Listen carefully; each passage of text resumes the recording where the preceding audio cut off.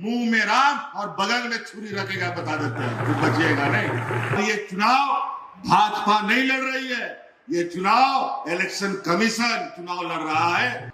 गलती से भी यहाँ पर भारतीय जनता पार्टी अगर जीतती है तो इस देश में फिर कोई आपका कोई गरीब किसान मजदूरों का दलितों का आंसू पोंछने के लिए नहीं आएगा। उतना अकेले बंगाल में तैनात कर दिया गया है ताकि यहाँ के गरीब गुरुआ आदिवासियों को बंदूक दिखा करके, लाठी दिखा करके, छड़ी दिखा करके वोट देने से रोका जाए। नमस्कार, जोहार, आप देख रहे हैं चैनल न्यूज। मैं हूं निशा मिश्रा। देखिए, हेमंत सोरेन का दिन प्रतिदिन एक अलग अंदाज देखने को मिल रहा है। हम हमेशा से कहते आए हैं कि बहुत शालीन है, शांत है हेमंत, लेकिन सीएम हेमंत जब से असम चुनाव हुआ है और दूसरी बार अपने ही राज्य में बतौर मुख्यमंत्री उन्होंने जब से कार्यभार संभाला है ना, तब से उनका अलग ही अंदाज देखने को मिल रहा है। चुस्ती फुर्ती इन सब चीजों से एकदम लबालब भरे हुए हैं। असम में हमने देखा कैसे वो टी ट्राइब्स को साधने का प्रयास कर रहे थे। लगातार वो और कल्पना सोरेन दोनों मिलकर उन्होंने मोर्चा संभाल रखा था। और अब बंगाल में जब विधानसभा चुनाव के लिए टीएमसी के प्रचार प्रसार के लिए वो पहुंचे हैं, तो यही अंदाज देखने को मिल रहा है। ऐसे लग रहा है जैसे मानो हेमंत सोरेन इस पल की तलाश में बैठे थे कि कब बंगाल में भाजपा के खिलाफ मोर्चा खोलने का मौका मिलेगा और उसके बाद सारी भड़ास निकालेंगे। जी हां, हेमंत सोरेन ने एक एक बारीक से बारीक और बड़े से बड़े मुद्दे को उठाया है। चाहे वो नोटबंदी रही हो, चाहे गैस की और पेट्रोल के दामों की बढ़ोतरी रही हो, आम जनता का पिसना रहा हो और ना जाने क्या क्या, पूरा का पूरा भारतीय जनता पार्टी का जो ताना बाना उन्होंने बुन कर रखा था उसको उधेड़ने का काम कर रहे हैं हेमंत सोरेन। वहां भी शुरुआत जोहार से हुई। कहा टीएमसी को मौका देंगे ना, टीएमसी को वोट देंगे ना, हाथ उठाकर कहिए कि हाँ हम टीएमसी के साथ है। हेमंत सोरेन के इस अंदाज को देखकर वहां मौजूद तमाम दर्शकों ने तालियों की गड़गड़ाहट से उनके जोहार का कह सकते प्रतिक्रिया दी है और उन्हें जोहार कहा है बंगाल के अंदाज में। एक बार सुनते हैं क्या कहा है सीएम हेमंत सोरेन ने। जोहार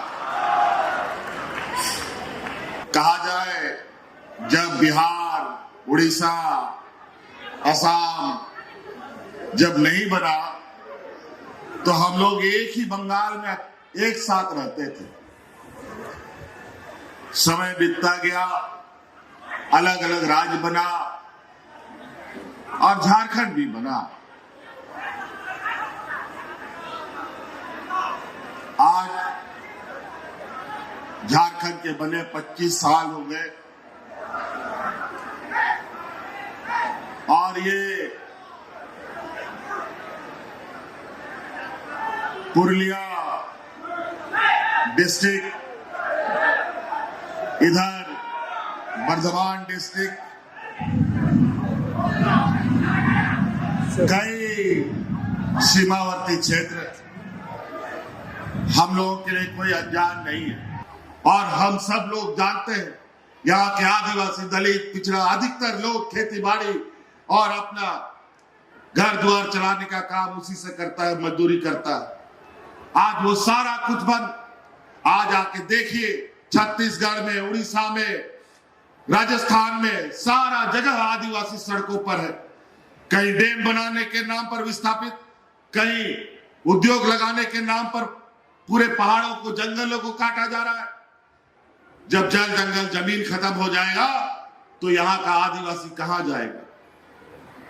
आज इसीलिए आज बंगाल एक ऐसा निर्णायक भूमिका निभाने जा रहा है। अगर आज गलती से भी यहाँ पर भारतीय जनता पार्टी अगर जीतती है तो इस देश में फिर कोई आपका कोई गरीब किसान मजदूरों का, दलितों का आंसू पोंछने के लिए नहीं आएगा। आज हमने देखा है कि किस तरीके से ममता बनर्जी जी इन भारतीय जनता और फिरका परस्त लोगों के साथ अकेले मैदान में उतरी रहती है और आज हम ममता जी के साथ खड़े हैं कि आप सब लोग बिना कोई गलती के आपको अपने विधानसभा में अभी तो आपके विधानसभा में यहां भारतीय जनता पार्टी का विधायक है, क्या क्या 5 साल में जरा बता दो। वोट चोरी करके वोट चुनाव जीतता है। ये लोग काम करने वाला नहीं। एक चाणक्य एक बहुत बड़ा विद्वान था, उसका कहना है कि जिस देश का राजा व्यापारी होता है ना, उस देश का प्रजा हमेशा भिखारी रहेगा। बता, ये लोग देने वाला लोग नहीं है। नोटबंदी करा करके बैंक में खाता खुलवा करके सब घर का पैसा बैंक में डलवा दिया और अपने व्यापारी मित्रों को पैसा दे करके सब विदेश भगवा दिया। और आज गैस सिलेंडर, तेल, पेट्रोल आसमान छू रहा है इसका महंगाई। जैसे ही तेल, पेट्रोल, डीजल में दाम बढ़ेगा, आपका दाल, भात, सब्जी, सब कुछ, कपड़ा लत्ता, कलम, कागज सब महंगा। अभी तो गरीब के घर में कुछो नहीं है तो दाल भात तो मिल जाता है, या दाल भात चोखा खा लेता। कल आपका थाली में एक दाना भी नहीं रहेगा। ये स्थिति कर देंगे ये लोग। इसलिए आज आप लोगों से ये निवेदन और आग्रह करने आए हैं कि गरीब गुरबा, दलित, पिछड़ा, इसका कोई आंसू नहीं पोंछता और इनको हमेशा संघर्ष करना पड़ता है। और संघर्ष करने के लिए अगर कोई आदमी ताकत रखता है तो वो गरीब का बेटा ही रखता है। और एक ऐसा पार्टी जो आपके बीच दिन रात और साए की तरह खड़ा रहे। हमने देखा है किस तरीके से बंगाल में टीएमसी ने यहाँ के आदिवासी, दलित, पिछड़ों के प्रति अपनी संवेदनाएं व्यक्त की। किस तरीके से हम तो देखते हैं, हमारे यहाँ भी कई आदिवासी संथाल भाई लोग हैं। आज बंगाल का जो आदिवासी संथालों का पढ़ाई लिखाई का मॉडल है, वो आज हम झारखंड में लागू करने का तैयारी कर रहे हैं।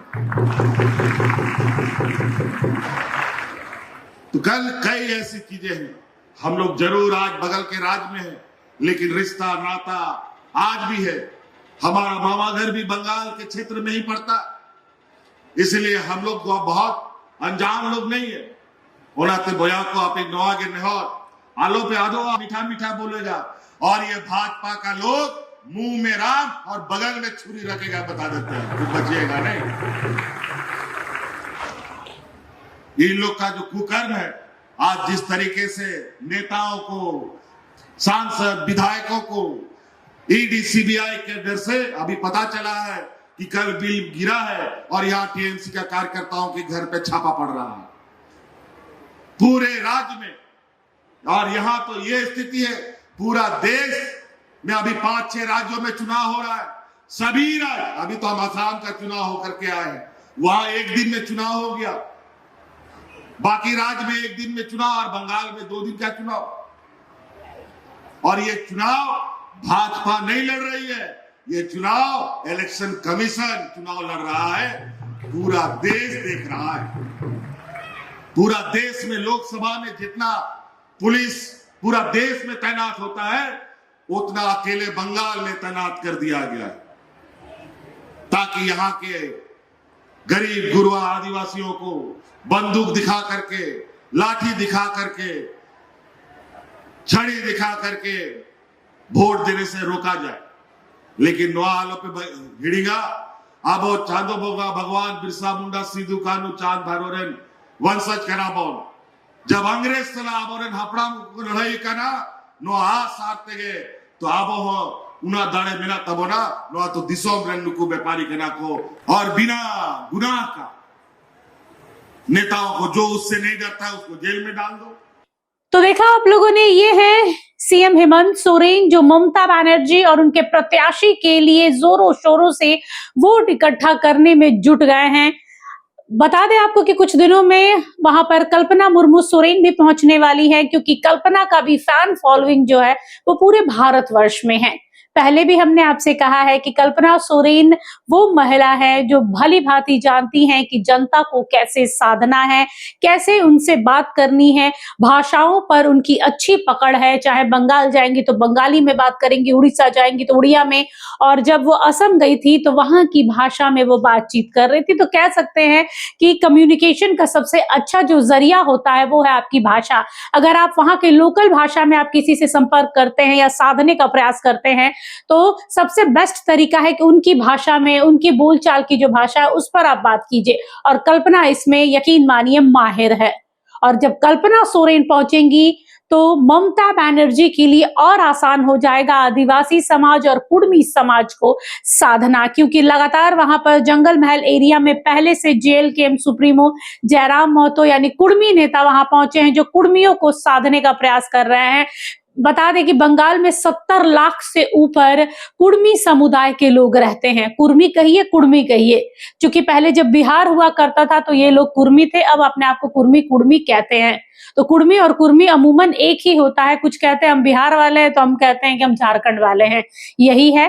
तो कुर्मी समाज को एक और जहां जेएलकेएम साधने का प्रयास कर रही है, दूसरी ओर अब हेमंत सोरेन के जाने के बाद जो सॉफ्ट कॉर्नर है आदिवासियों का वो जरूर ममता बनर्जी की तरफ आएगा, क्योंकि ममता बनर्जी के लिए प्रचार प्रसार में जुटे हुए हैं हेमंत सोरेन। अब देखना दिलचस्प होगा कि इसका परिणाम 23 और 29 को क्या आता है, क्योंकि 23 और 29 को चुनाव होना है, बंगाल विधानसभा चुनाव, जिसको लेकर सभी पार्टियों ने कमर कस ली है। हालांकि जो मुकाबला, मेन जो मुकाबला है वो है ममता बनर्जी की टीएमसी और प्रधानमंत्री नरेंद्र मोदी की जो पार्टी है भारतीय जनता पार्टी, उसका मुकाबला है।